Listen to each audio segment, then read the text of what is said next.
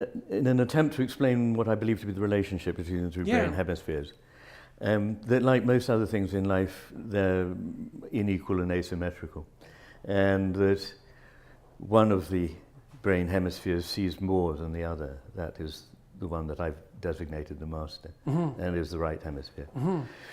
That's a weird inversion, because people often think of the left hemisphere as the one that's like dominant. They do. Traditionally, that's been the case. But as is becoming ever clearer, the right hemisphere, this has been a real steep learning curve for some people, but the right hemisphere is in many ways more reliable, sees more, understands more than the left hemisphere, which is like a sort of high-functioning bureaucrat in a way. And the idea of the story was simply that certain matters needed to be delegated, not only because, as it were, the master couldn't do everything. He needed an emissary to go abroad and do some of it, but also that he must not get involved with a certain point of view, otherwise he'd lose what it was that he did see. So that's what I'm really saying there, is that there's a good reason why, evolutionarily speaking, the two brain hemispheres are separate. And when you say it doesn't get involved, what's the advantage of that detachment from the involvement? Well, it's that Ramon y Cajal, who you know is a great histopathologist, one of his findings was that in primates there are more inhibitory neurons than in any other animals, and there are more in humans than in any other primate. And there are many more... And that's speaking proportionally. Proportionately, and there are more kinds as well. So we think that about 25% of the entire cortex is inhibitory. Right. So it's a very strong effect. And the corpus callosum seems to be very largely, in the end, inhibiting function in the other hemisphere.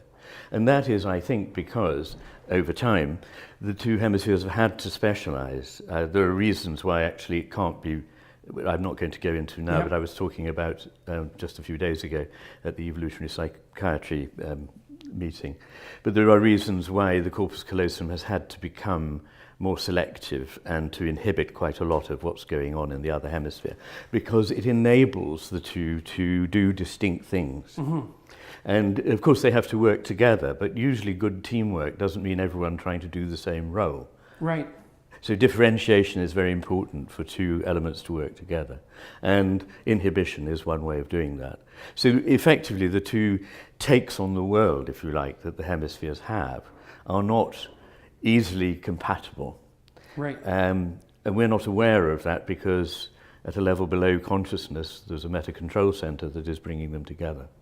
So in ordinary experience we don't feel we're in two different worlds, but effectively we are. And they have different qualities and different goals, different values, different takes on what is important in the world and what meaning or whatever it might have. So let me ask you about, I've developed a conceptual scheme for thinking about the relationship between the two hemispheres, and I've been curious about what you think about it and how it might map on to, or not, your ideas. So I've been really interested in the orienting reflex, discovered by Sokolov, I think, back in about 1962, right? He was a student of Luria's. And the orienting reflex is manifested when something, at least in their terminology, something unpredictable happened. I've thought much more recently that it's actually when something undesired happens and the laboratory constraints obscured that, and that turned out to actually be important. But so, and I kind of put together the ideas of the orienting reflex with some of the things I learned from Jung's observations on the function of art and dreams. Right. So imagine that you have a conceptual scheme laid out, and we could say that it's linguistically mediated, it's enforced on the world, and then there are exceptions to that conceptual scheme, and those are anomalies. Those are the things that are unexpected, and the orienting reflex orients you towards those. Yes. And so those are things that aren't fitting properly in your conceptual scheme that you have to figure out. Yes. So the first thing you do is react defensively, essentially, because it might be dangerous. Yes. And then your exploratory systems are activated. Yes. So, and the exploratory systems, first of all, are enhanced attention, just from an intentional perspective. But then, and this is where the art issue sort of creeps into it, the idea would be something like the right hemisphere generates an imaginative landscape of possibility that could map that anomaly. So you can kind of experience that if it's at night, you know, like say you're sitting alone at night, it's 2 or 3 in the morning, you're kind of tired, maybe you're in an unfamiliar place and there's a noise that happens that shouldn't happen in another room. Yeah. You can play with that. So for example, if you open the door slightly and put your hand in to turn on the light and you watch what happens, your mind will fill with imaginative representations of what might be in the room. Right? So it's like the landscape of anomaly will be populated with something like imaginative demons. And that's a first pass approximation. And it seems to me that that's a right hemispheric function. And then that as you explore further, that imaginative domain, which circumscribes what might be, is constrained and constrained and constrained and constrained until you get what it actually is, and that's specialized and routinized. It's something like that. Does that seem like a reasonable... What do you think about that as a conceptual idea? I love that for a whole host of reasons. One is you mentioned defense, and one of the ideas behind my hypothesis is that the right hemisphere is on the lookout for predators, whereas the left hemisphere is looking for prey. And this has been confirmed in many species of both... I'd never heard that second part. Amphibians and mammals, yes. So when you're in left hemispheric mode, you're more in predator mode, and when you're in right hemispheric mode, you're more in prey of course, mode. we are not lizards or toads or marmosets or whatever, but in animals, generally speaking, this is the case. Getting and grasping, and after all, our left hemisphere is the one that controls the grasping hand, is left hemisphere, and exploring, which you mentioned, is more right hemisphere. And when a frontal function is deficient, people often go into automatic mode of the hand of that side, and with the left hand it's usually exploratory motions, meaningless ones, but trying to explore the environment, and with the right hand it's grasping pointlessly at things. So they, as it were, their automatic thing is with the left hand, the right hemisphere to explore, with the right hand, the left hemisphere to grasp.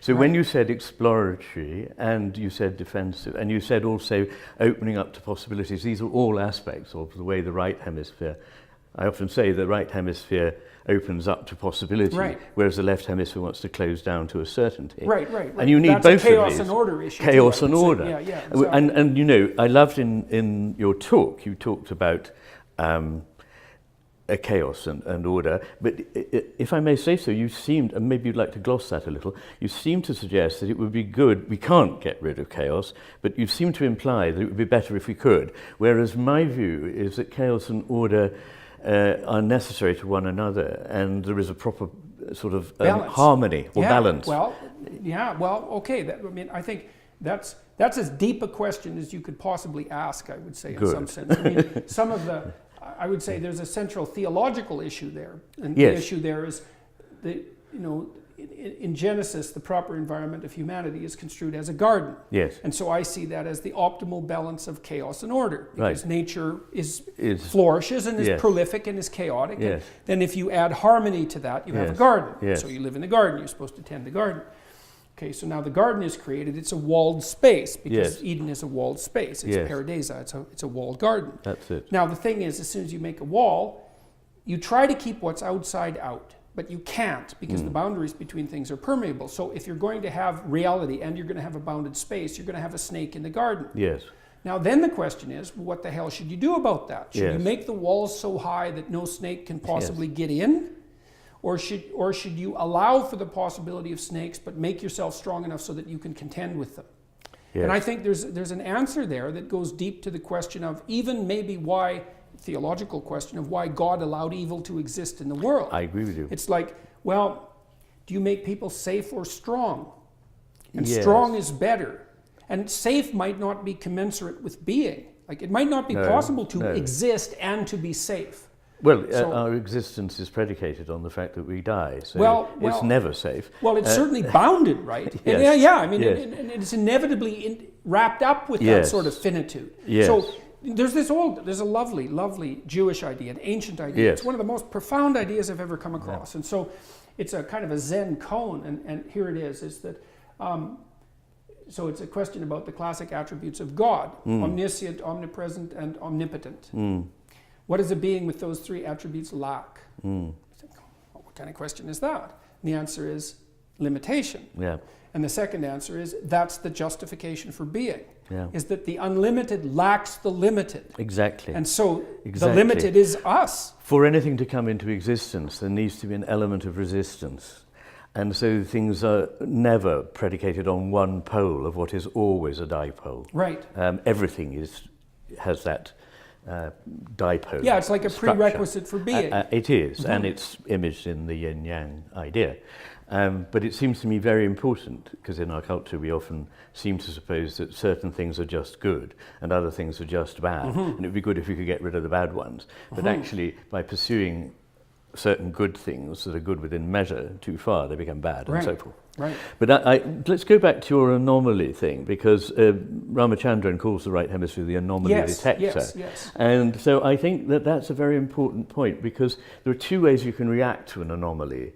One is to, and both have to be explored. One is to try and prove that it's not really an anomaly, and therefore you can carry on with things as normal. Yes. And the other is that's to the hopeful. That's what you hope will happen. That's the typical left hemisphere approach. It doesn't want anything to have to shift. Yeah.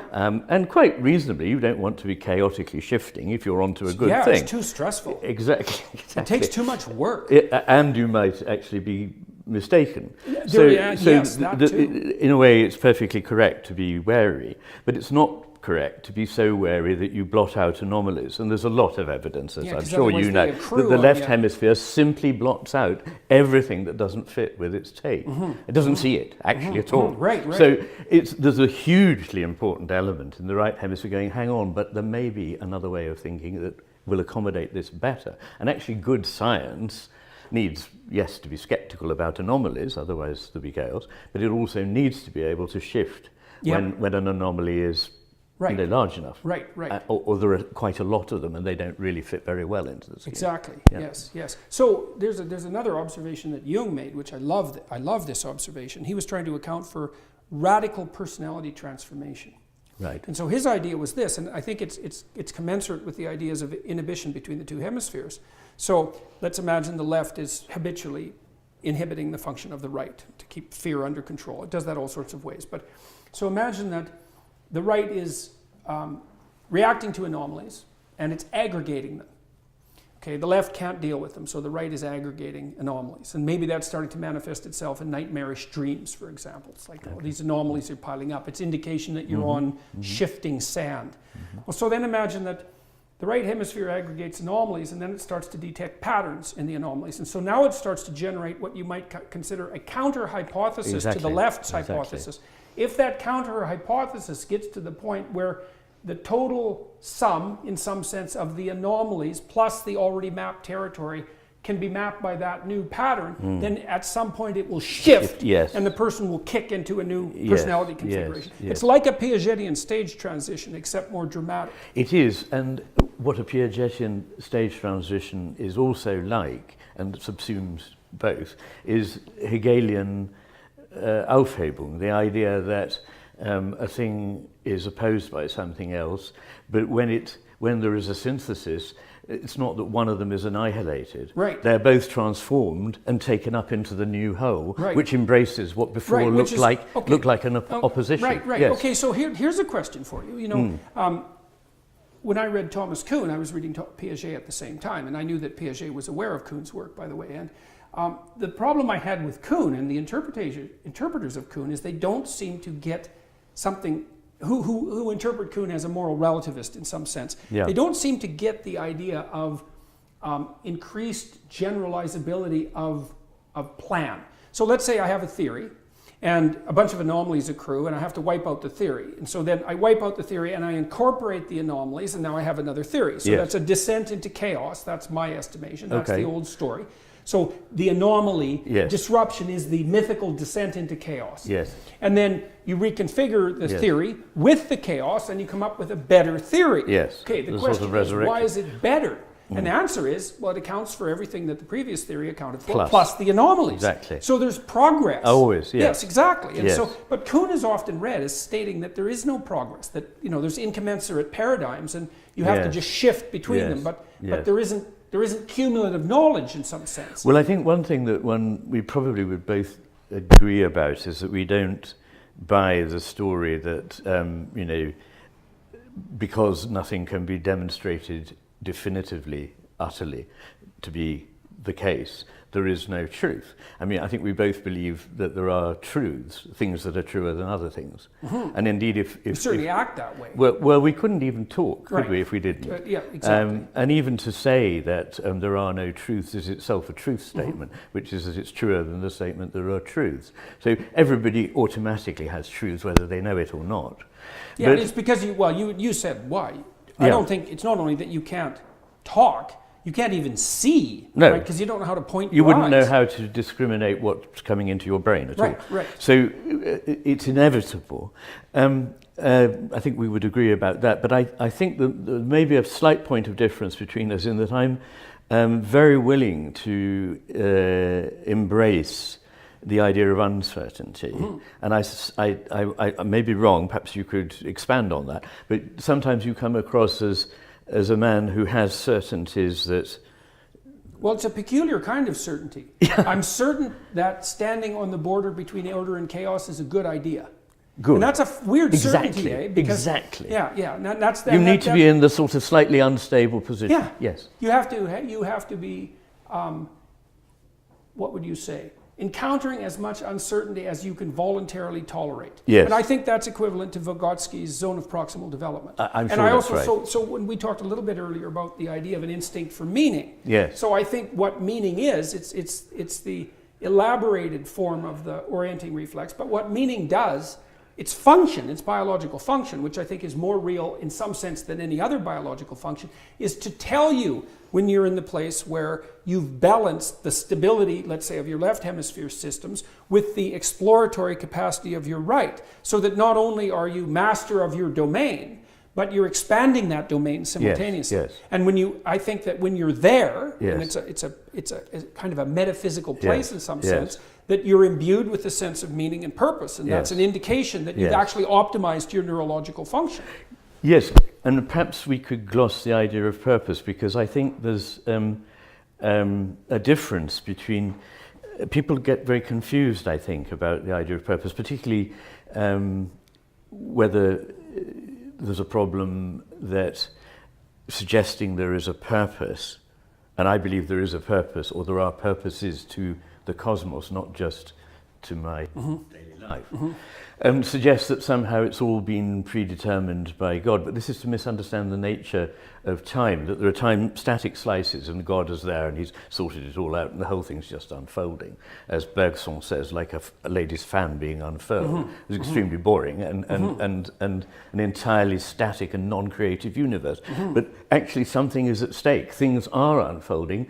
They have overall a direction, but actually exactly what that direction is isn't known. That's what it looks like to me. And it's a fool who says anything positive about the nature of God, but I'm not convinced that God is omniscient and omnipotent either. I think God is in the process of becoming. God is not only just becoming, but is becoming, if you see what I mean.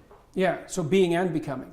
More becoming. I think more that becoming is the important thing. Why do you think that? I mean, it's also a that? strange segue. I mean, I'm not criticizing, but I'm curious. What drove you to that conclusion? An awful lot of things, really. I think that everything is a process. In fact, I'm writing a book called There Are No Things. Oh, what are there instead? There are processes. Yes. And there are patterns. Patterns. Yes. That's why I think music is so powerful. Music is one of the most mysterious and wonderful things in the universe. And I don't think it's at all foolish of people to have thought that the planetary motions were in some way not like... at all foolish. No, it's a great insight. Kind of music. I think it is a very important insight.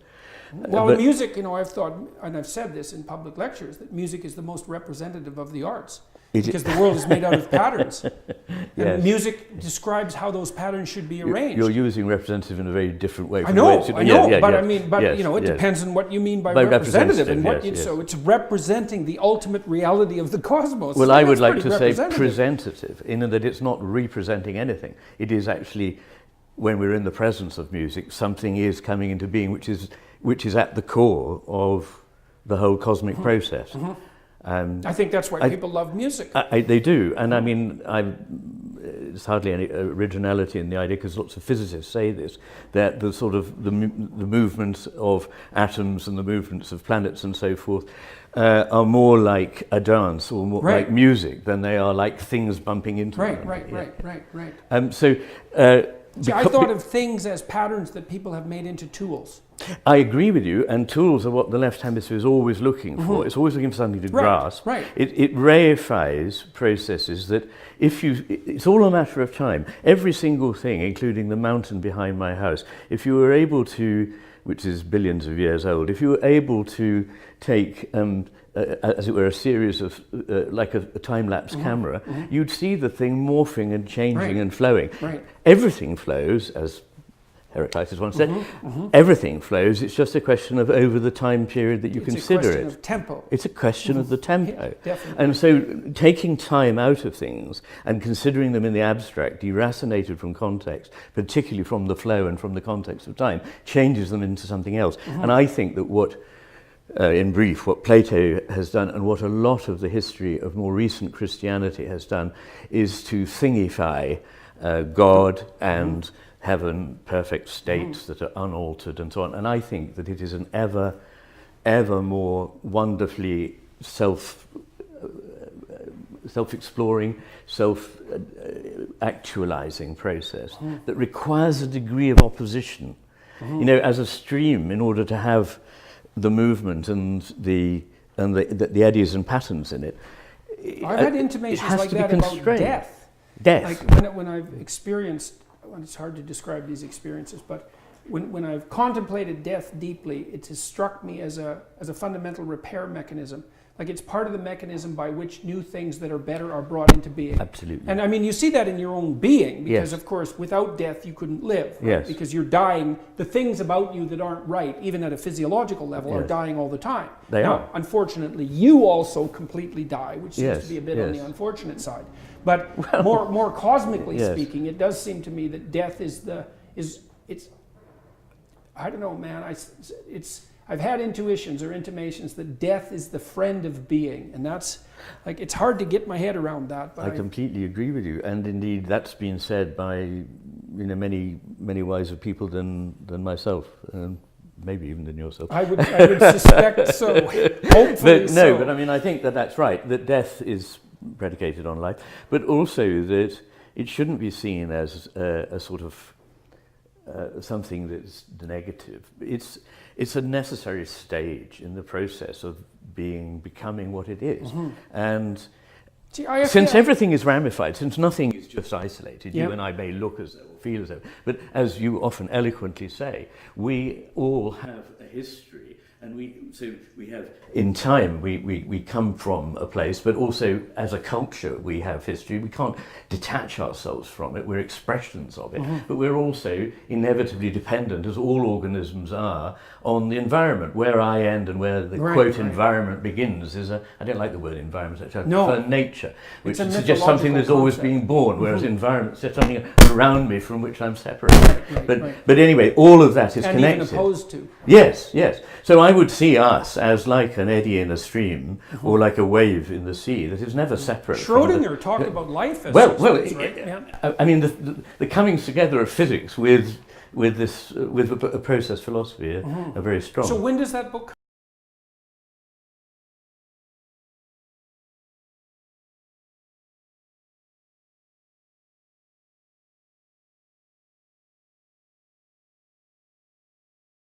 And it's an ever receding.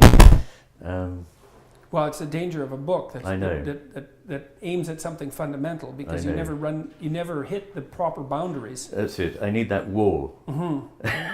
Yes. Yeah. Well, I also had experiences, I would say, of that when I was trying to understand, they're imaginative experiences when I was trying to understand, let's say, the necessity of evil. Because that's also a fundamental theological conundrum and a metaphysical conundrum. Why is it that being is constituted such that evil is allowed to exist? Right? It's Ivan Karamazov's critique of Alyosha's Christianity, essentially. What kind of God would allow for this sort of thing? It's the ancient question. Yeah, it's an ancient question. And I mean, part of what I thought, I thought about the adversarial element to that, which is that you need a challenge, because you're not forced to bring forth what you could bring forth without a challenge. And the greater the thing that you're supposed to bring forth, the greater the challenge has to be. So you need an adversary. It's something like that. Yes. But then I also thought that it's possible that being requires limitation.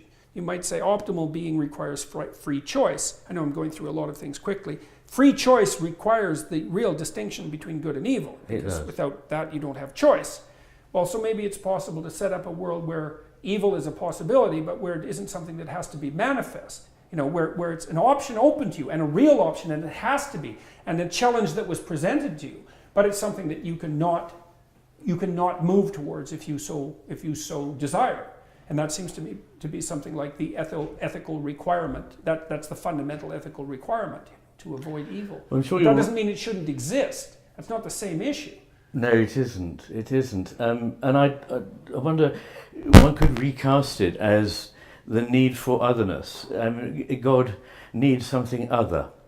And that other, if it's not going to be just part of God, has got to be free. Otherwise there will be no creation. I mean, the nature that there is something other than God, it may in the end come from and come back to that God, or that divine essence, or that whatever. But there's a wonderful... something I can't figure out either. Like in the Christian idea, there's the end of time where the evil is separated from God forever. Yes. And I think about that as a metaphysical... Well, you might think, if it's a form of... Like, imagine it's a form of perfection, a form of striving for perfection. You fragment yourself, you challenge yourself, you throw what's not worthy into the fire, everlasting, something like that. And so what you end up with retained is much better than what you started with through the trials, something like that. Well, that sounds a bit like the dialectical process that we were talking about. Right. And you have alluded to a couple of very good Jewish myths. And there's one in the Lurian Kabbalah about the creation, which I don't know if you know it, but it's absolutely riveting to me. The idea is that the primary being, Ein Sof, the ground of all being, needs something other to come into being, the creation. And that creation, what does that Ein Sof do? What is his first act? Is it to stretch out a hand and make something? Not a bit. The first act is to withdraw, to create a place in which there can be something other than Ein Sof. And so the first stage is called Tzimtzum, and sounds negative, as so many creative things do, withdrawal. And then in that space there are vessels, and a spark comes out of Ein Sof and falls into the vessels, and they all shatter. And that's called Shefarat HaKelim, the shattering of the vessels. I've run across that in Jung. You're right, yes. And then there is the third stage, repair, in which what has just been fragmented is restored into something greater. And so this process carries on. And it's, in my terms, very like what happens with the hemispheres. The right hemisphere is the one that is first accepting. It is sort of actively receptive, if you can put it that way, to whatever is new. You were talking about Elkin and Goldberg and so on. And then whatever that is then sort of processed by the left hemisphere at the next stage into categories. So it's a bit of that, and try to understand it. But of course, whatever it is much bigger than any of the categories. So they all break down, and it gets restored in the right hemisphere into a new whole. The tikkun, the repair. That's tikkun, right? T-I-K-K-U-N. T-I-K-K-U-N. Right. And you know, the kind of easy way of thinking about it is learning a piece of music. You're first of all attracted to it as a whole. You then realise that you need to practice that piece at bar 28, and you realise that you know, at bar 64 there's a return to the dominant or something, and then actually when you go on stage you've got to just forget all about that. But it's not that that work was lost, it's just that it's no longer present. Right, right.